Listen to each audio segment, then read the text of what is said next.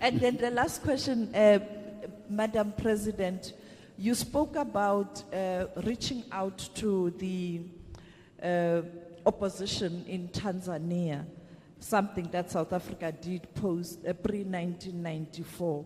How do you hope to strengthen your resolve to ensure that there's a healthy relationship between the governing party and the opposition? Can you share with us your program of action? Thank you. Let me join my host here in answering the first question, that we are all African countries are vying for our voice to be equally heard in the Governing Council in multilateral organizations. So we'll continue working on that. And all African countries, we are looking towards having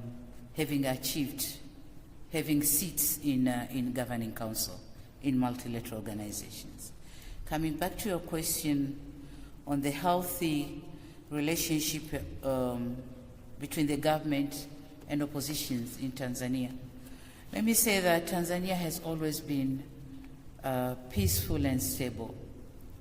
However, there was a situation that opposition parties acted or were looked into as enemies. So that's what I wanted to remove. So I came up with the concept of 4 R's: the reconciliation, resilience, reforms and rebuilding, whereby my party decided to sit down with other political parties and hear from them, have a dialogue and hear from them. What are the disturbing factors in our political administration in Tanzania? So they've come up with a report, and we read the report with different recommendations. But then there are those who wanted to be heard not in a bigger group, but separately, and we did that. And we have reached an agreement that no one owns the title deed of Tanzania.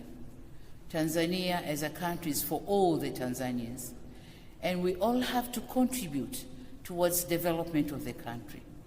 So unlike as it was before, that whoever ran the government is the one to bring about development on his own or her own in the country. But now, what we want to do, the political parties, all of them, civil society, NGOs, and the government, we all have to work together to bring about development in the country.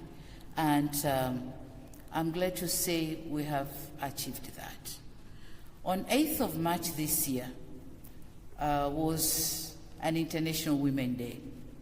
And you can't imagine the major opposition party held the celebration for the Women's Day, and I went there as a guest of honor, and it was all cheerful.